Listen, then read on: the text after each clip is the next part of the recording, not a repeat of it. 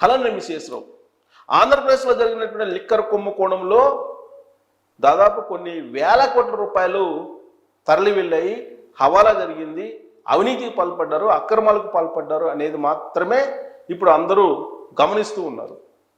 కానీ ఆ లిక్కర్ కారణంగా ఎంతమంది కిడ్నీలు పాడయ్యాయి, ఎంతమంది లివర్లు పాడయ్యాయి, ఎంతమంది చనిపోయారు అనే దాన్ని మహానాడు వేదికగా చేసుకొని మంత్రి లోకేష్ గారు ప్రజలకు తెలియజేసేటువంటి ప్రయత్నం చేశారు.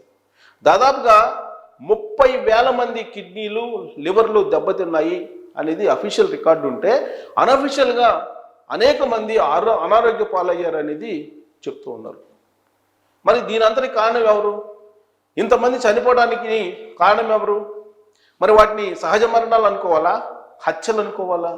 గోదావరి జిల్లాలో కల్తీ మద్యం దాగి చనిపోయినటువంటి కేసులు నమోదయ్యాయి అప్పట్లో, కానీ అంతవరకే పరిమితం కాలేదు.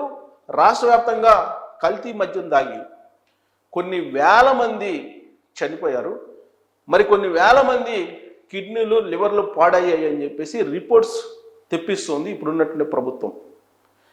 గవర్నమెంట్ హాస్పిటల్లో వచ్చేటువంటి రిపోర్ట్స్ అయితే వస్తూ ఉన్నాయి, కానీ ప్రభుత్వ ఆసుపత్రుల్లో చేరి మరణించినటువంటి వాళ్ళ సంఖ్య కానీ, లేదంటే చేరి చికిత్స చేయించుకున్నటువంటి రిపోర్ట్స్ కానీ రావడం కష్టం. అందుకే అనఫీషియల్గా ఒక అంచనాకు వస్తూ ఉన్నారు. దాదాపు 30,000 మంది కిడ్నీలు లివర్లు పాడైపోయాయి, మరొక కొన్ని వేల మంది చనిపోయారు అని చెప్పి లెక్కేస్తూ ఉన్నారు.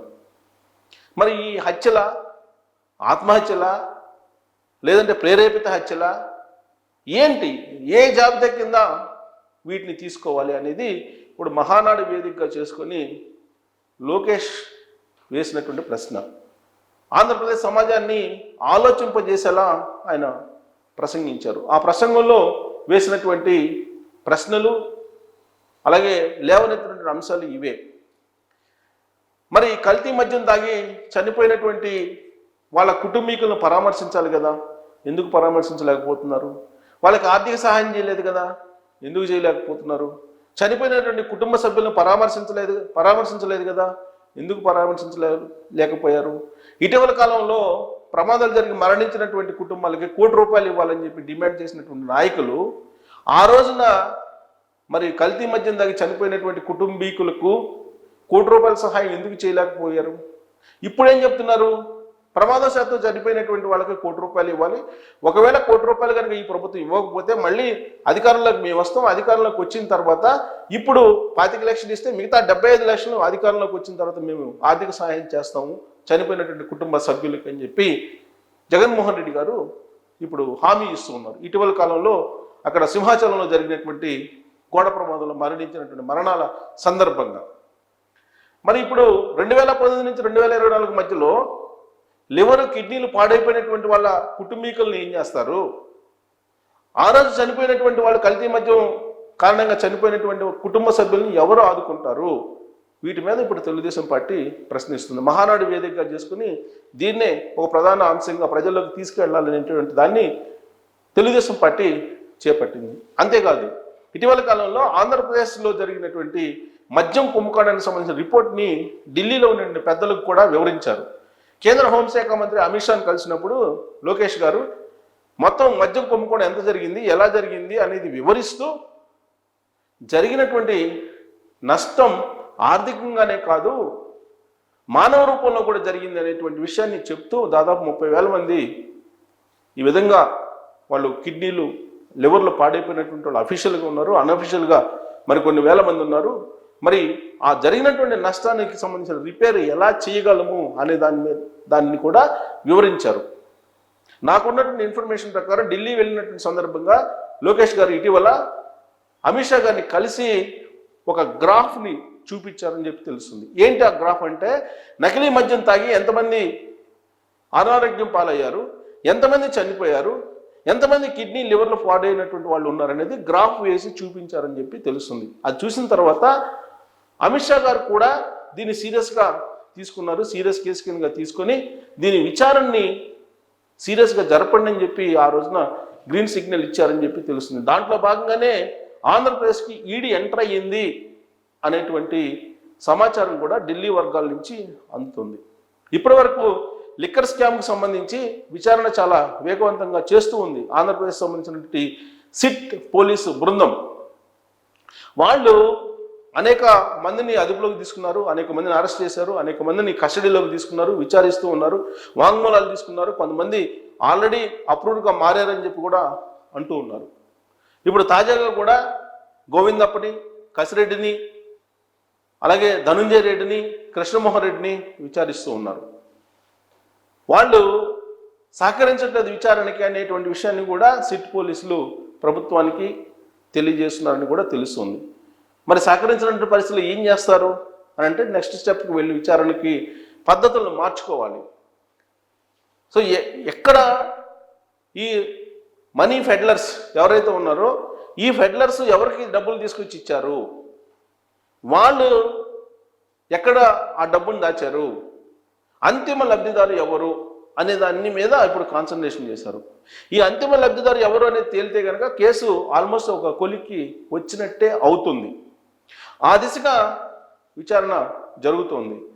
కీలకమైనటువంటి ధనుంజయ రెడ్డి కానీ, కృష్ణమోహన్ రెడ్డి కానీ, ఓఎస్డి జగన్మోహన్ రెడ్డి గారి ఓఎస్డి, అలాగే బాలాజీ గోవిందప్ప ఆడిటర్, ఈయన శాశ్వత డైరెక్టర్ భారతీ సిమెంట్స్లో. సో ఈయనకు మొత్తం తెలిసి ఉంటుంది అనేది పోలీసులు విచారిస్తున్నారు. అందుకే సూట్ కేసు కంపెనీల ద్వారా ఎక్కడెక్కడికి డబ్బులు తరలించారు, ఎలాంటి కంపెనీలు పెట్టారు సూట్ కేసు కంపెనీలు అనేది కూడా ఆయన ద్వారా తెలుసుకునే ప్రయత్నం చేస్తున్నారు.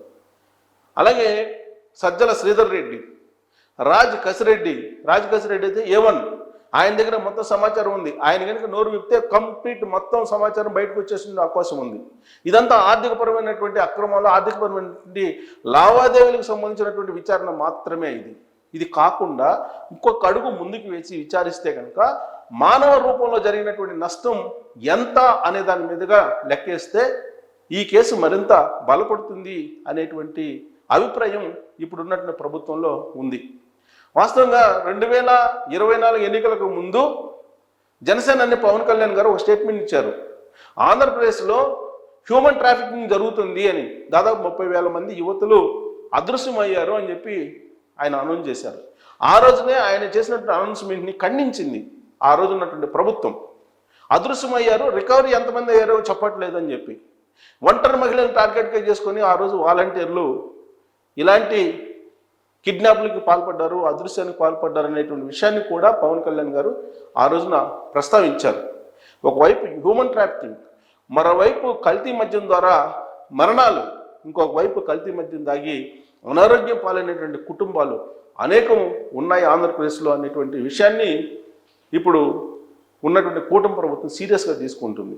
అంటే మానవ రూపంలో జరిగినటువంటి నష్టం ఆర్థిక రూపంలో జరిగినటువంటి నష్టం కంటే కూడా కొన్ని రెట్లు ఎక్కువ అనే దాన్ని ఆంధ్రప్రదేశ్ సమాజం ముందు ప్రజాక్షేత్రంలో ఉంచడానికి ప్రయత్నం చేస్తుంది. దానికి సంబంధించిన డేటాని సేకరిస్తుంది. ఇప్పటివరకు వచ్చినటువంటి సమాచారం ప్రకారం, నాకు విశ్వసనీయంగా అందుతున్న సమాచారం ప్రకారం 30,000 మంది కిడ్నీలు, లివర్ బాధలతో బాధపడుతున్నారు ఆంధ్రప్రదేశ్లో. ఇది కాకుండా అనేక మంది చనిపోయినటువంటి వాళ్ళ కుటుంబాల లిస్టు కూడా త్వరలోనే ఇప్పుడున్నటువంటి కూటమి ప్రభుత్వం బయటపెట్టేటువంటి అవకాశం ఉంది. దీని మీద చర్చ జరగాలి అనేది ఇప్పుడున్నటువంటి ప్రభుత్వం కోరుకుంటుంది.